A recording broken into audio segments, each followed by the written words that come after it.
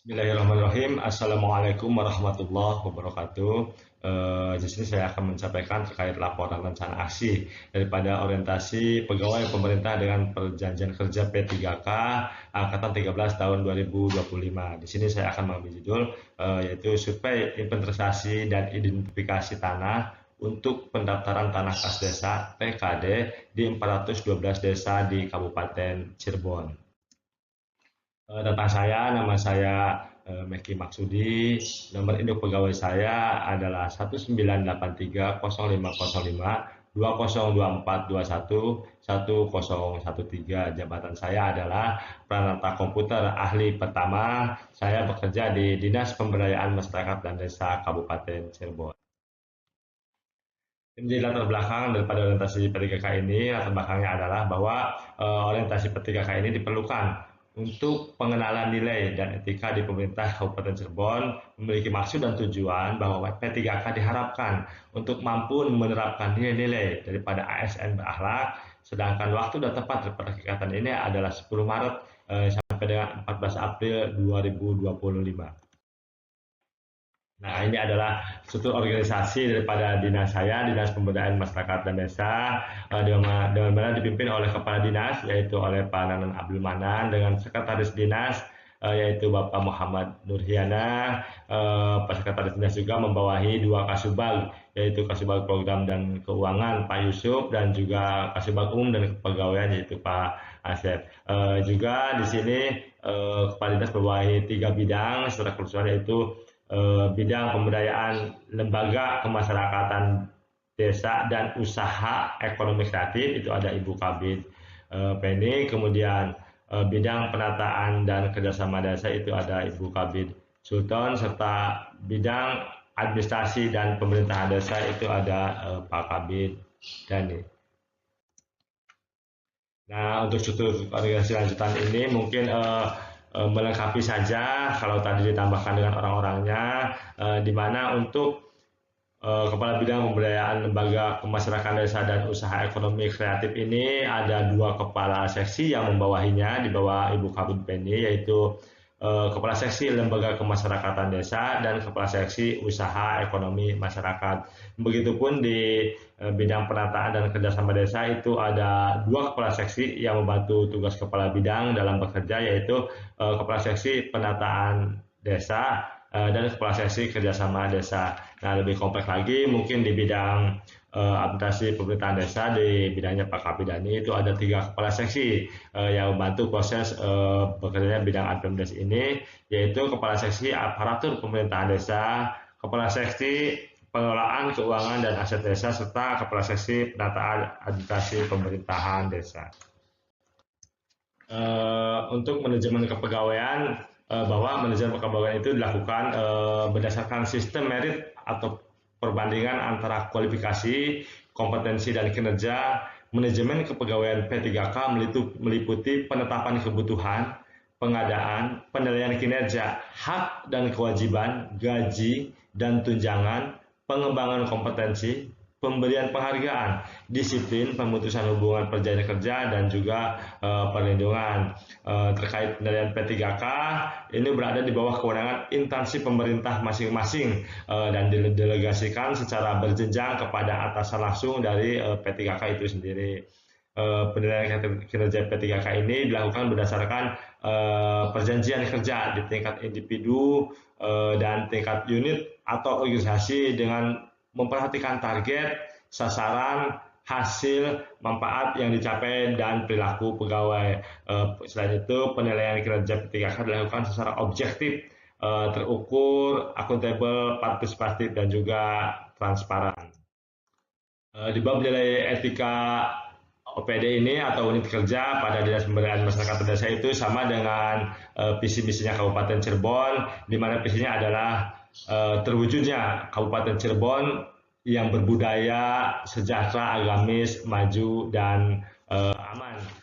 Misi Kabupaten Cirebon berbudaya itu mewujudkan masyarakat Kabupaten Cirebon yang menjunjung tinggi dan melestarikan nilai-nilai budaya, tradisi, dan adat istiadat. Kemudian Kabupaten Cirebon sejahtera, meningkatnya kualitas hidup masyarakat melalui pemenuhan kebutuhan dasar masyarakat, peningkatkan kualitas pendidikan dan pelatihan, kesehatan dan juga ekonomi. Kemudian Kabupaten Cirebon agamis, yaitu meningkatnya kualitas kehidupan masyarakat Kabupaten Cirebon yang senantiasa menerapkan nilai-nilai agama, budi pekerti, santun dan beretika. Kemudian Kabupaten Cirebon maju, yaitu meningkatnya produktivitas masyarakat untuk lebih maju dan unggul sehingga menambah daya saing di pasar internasional, nasional dan juga regional yang didukung oleh peningkatan kapasitas aparatur pemerintahan daerah terkait Kabupaten Cirebon aman, yaitu memelihara keamanan dan ketertiban umum untuk mewujudkan kondisivitas daerah guna mendukung terciptanya stabilitas nasional. Selanjutnya adalah rencana strategis daripada Dinas Pemberdayaan Masyarakat dan Desa Kabupaten Cirebon, yaitu mengacu pada tujuan utama diantaranya meningkatkan status kemajuan dan kemandirian desa, kemudian meningkatkan status rata-rata indeks desa membangun atau IDM, dan juga meningkatkan jumlah desa yang memiliki pendapatan asli desa. Tugas pokok dan fungsi daripada Dinas Pemberdayaan Masyarakat dan Desa diantaranya perumusan kebijakan, bidang pemberdayaan masyarakat dan desa, kemudian penyelenggaraan penataan desa, peningkatan kerjasama desa, pembinaan dan pengawasan penyelenggaraan administrasi pemerintahan desa, pemberdayaan lembaga kemasyarakatan desa, pelaksanaan evaluasi dan pelaporan bidang pemberdayaan masyarakat dan desa, kemudian pelaksanaan administrasi Dinas Pemberdayaan Masyarakat dan Desa, dan pelaksanaan fungsi lain yang diberikan oleh Bupati terkait dengan tugas dan fungsinya. Sedangkan dari tugas pokok dan fungsi P3K peralatan komputer ahli pertama itu memang sangat kompleks sekali. Di sini ada beberapa yang mungkin bisa hanya sedikit yang bisa saya sebutkan. Di antaranya itu mengelola katalog layanan teknologi informasi, kemudian mengelola permintaan dan layanan teknologi informasi, penyusunan alternatif solusi permasalahan pengolahan data, kemudian melakukan implementasi data model, melakukan implementasi business intelligence, menyusun taksonomi data, menyusun arsitektur data, melakukan pengumpulan kebutuhan informasi, melakukan perancangan layanan akses data, kemudian melakukan implementasi rancangan layanan akses data, melakukan ingestion data, kemudian melakukan implementasi rancangan integrasi data, menyusun prosedur pengujian rancangan integrasi data, melakukan evaluasi hasil pengujian prosedur validasi kebutuhan data informasi, kemudian melakukan validasi kebutuhan informasi, kemudian menyusun dokumentasi rancangan database, melakukan instalasi dan konfigurasi database manajemen sistem, kemudian melakukan backup atau pemulihan data, menyusun tingkat kinerja layanan database, melakukan peningkatan kinerja database, dan lain-lain. Banyak sekali memang tugas dari peralatan komputer karena pekerjaan-pekerjaan yang sekarang berkembang itu tidak lepas daripada komputer, makanya ini hanya sedikit daripada tugas-tugas yang biasa dilakukan di kegiatan sehari-hari.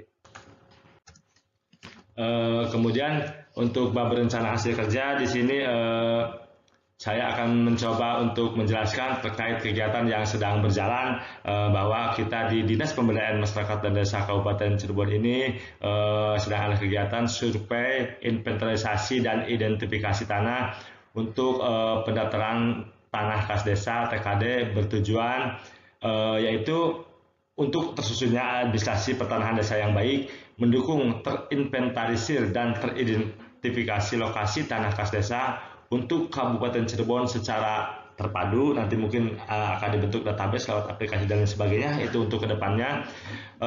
Juga melaksanakan amanat daripada Permendagri nomor 1 tahun 2016 bahwa aset desa yang berupa tanah disertifikatkan atas nama pemerintahan desa, evaluasi, identifikasi, dan analisa terhadap pemerintahan tanah kas desa. Nah, perlu diketahui bahwa sumber dana dari kegiatan ini ada di masing-masing desa, yaitu lewat APBDes dengan kisaran besaran kurang lebih 10 juta rupiah dengan rincian 2 juta rupiah peruntukannya adalah untuk biaya patok dan juga untuk operator desa, sedangkan untuk 8 juta rupiahnya adalah untuk pelaksanaan kegiatan.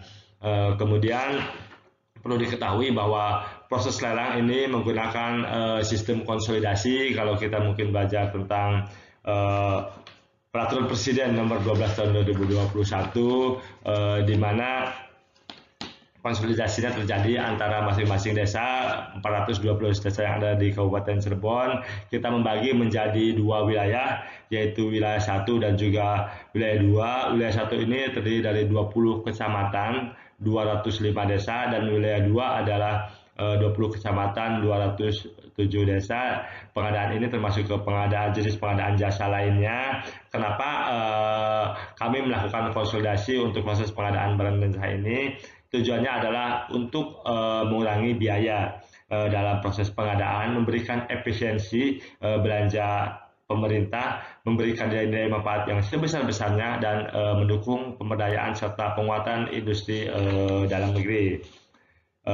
Perlu diketahui juga bahwa pengadaan investasi pengukuran tanah kas desa ini termasuk dalam pengadaan yang dikecualikan. Kenapa? Karena pengadaan barang jasa yang dirasakan ini sesuai dengan praktis bisnis yang sudah mapan, di mana jasa profesi tertentu yang standar remunerasi, imbalan jasa honorarium, layanan keahlian praktik, pemasaran, dan atau kode etik telah ditetapkan oleh profesinya. Ini termaktub dalam Peraturan Presiden Nomor 12 Tahun 2021 sebagaimana perubahan dari Peraturan Presiden Nomor 16 Tahun 2018 tentang pengadaan barang dan jasa pemerintah.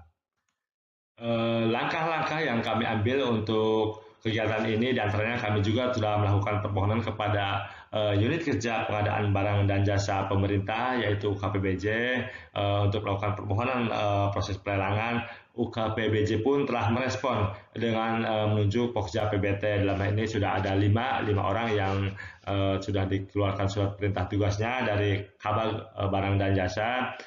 Kemudian sistem daripada pengadaan ini menggunakan aplikasi SPSE dengan metode penunjukan langsung. Selain itu kami juga sudah berkoordinasi dengan BPN dan mendapatkan nama-nama KJSP karena ini memerlukan kemampuan khusus, jasa profesi khusus. KJSP adalah kantor jasa survei berlisensi yang mungkin sudah mendapatkan izin resmi daripada ATR BPN. Kami mendapatkan 3 nama KJSP yang ada di Kabupaten Cirebon. Di antaranya yang pertama adalah KJSP Yugi Limantara dan Rekan, kemudian KJSP Bening, serta KJSP Amalia. Ini merupakan acuan bagi kami untuk melakukan proses pemilihan kepada penyedia. Sekali lagi, proses yang sudah kami tempuh, kami sudah berkoordinasi dengan pihak BPN karena akhir dari muara pekerjaan ini adalah didapatnya sertifikat. Jadi maksud daripada kami berkoordinasi dengan BPN ini, kami juga bisa mendapatkan acuan seperti apa sih yang diinginkan oleh pihak BPN, serta orang yang pernah bekerja sama dengan BPN Kabupaten Cirebon itu yang seperti apa, sehingga nanti pada pelaksanaannya kita tidak bertanya-tanya lagi atau tidak mencari-cari informasi lagi. Menindaklanjuti hal tersebut, kami juga telah mengundang KJSP yang dimaksud, KJSP 3 tadi. Kami sudah mendapatkan informasi terkait personal, peralatan, kemudian pengalaman, kemudian kapasitas dari masing-masing KJSB yang kami undang. Semuanya pada dasarnya berminat untuk melakukan kegiatan ini, tapi kami sudah berkoordinasi dan juga melakukan penilaian karena paket yang kami bagi itu menjadi 2 wilayah, sedangkan KJSB-nya ada 3, makanya mungkin kita akan memilih penyedia di metode penunjukan langsung ini hanya 2 saja, dan kami harus berhati-hati terkait pengalaman, cara kerja, kapasitas, kuota, dan personal, dan lain-lainnya. Dari informasi-informasi tadi dari BPN, dari KJSP, dan dari hasil pertemuan dengan Pokja juga, kami membuat kerangka acuan kerja dan juga kertas kerja. Kemudian proses lainnya kami juga telah melakukan pemakaian data pada aplikasi SPSE untuk ditindaklanjuti oleh kelompok kerja PBT namanya. Kami menyebutnya kelompok kerja PBT, yaitu kelompok kerja pemetaan bidang tanah. Nah, ini survei inventarisasi dan identifikasi tanah untuk penataan tanah kas desa untuk wilayah 1 dan juga wilayah 2, di mana wilayah 1 terdiri dari 20 kecamatan dan 205 desa. Rinciannya adalah untuk Kecamatan Gresik 14 desa, Kecamatan Kaliudi 9 desa, Kecamatan Susukan 12 desa, Kecamatan Arjawinaun 11 desa, Kecamatan Ciwaringin 8 desa, Kecamatan Gempol 8 desa, Kecamatan Panguragan 9 desa, kemudian Palimanan 12 desa, Kecamatan Duku Puntang 13, Kecamatan Depok 12, Kecamatan Plumbon 15, Kecamatan Klangenan 9 desa, Kecamatan Jamblang 8 desa, Kecamatan Pleret 10 desa, Weru 9 desa, Gunung Jati 15 desa, Suranenggala 9 desa, Kapetakan 9 desa, Sumber 2 desa, dan Kecamatan Talun 11 desa. Kemudian untuk wilayah 2-nya ada Kecamatan Tengah Tani 8 desa, Kecamatan Kedaung 8 desa, Kecamatan Beber 10 desa, Mundu 12 desa, Greget 10 desa, Kecamatan Sedong 10 desa, Susukan Lebak 13, Astana Japura 11, Lemah Abang 13, Karangsembung 8, Karangwaring 9, Pangenan 9, Losari 10, Gebang 13, Babakan 14, kemudian Pabuaran 7, Pabelilan 13, Ciledug 10, Pasalaman 7, dan Walet 12, sehingga berjumlah 207 desa.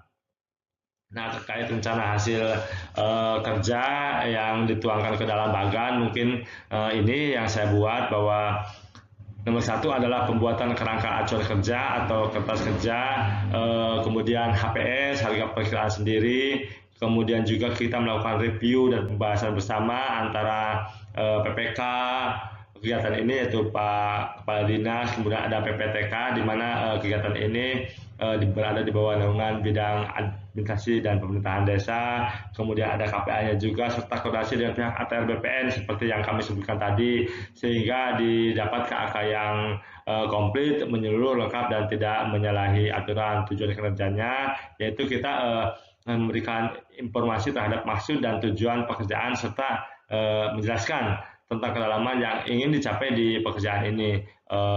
Indikator pencapaiannya 100%, yaitu diperolehnya KAK, kertas kerja, HPS, kemudian rancangan kontrak, ada lagi di dalamnya juga tentang syarat-syarat umum kontrak dan syarat-syarat khusus kontrak. Ini berlaku untuk waktu perolehannya, ini berlaku lama karena ini baru awalan, nantinya mungkin kedepannya ada proses sertifikasi tanah, kemudian kedepannya lagi kita akan mempunyai tentang data aset yang dipunyai oleh masing-masing desa di Kabupaten Cirebon. Kemudian yang kedua yang saya sampaikan adalah pembuatan RUP, rencana pengadaan.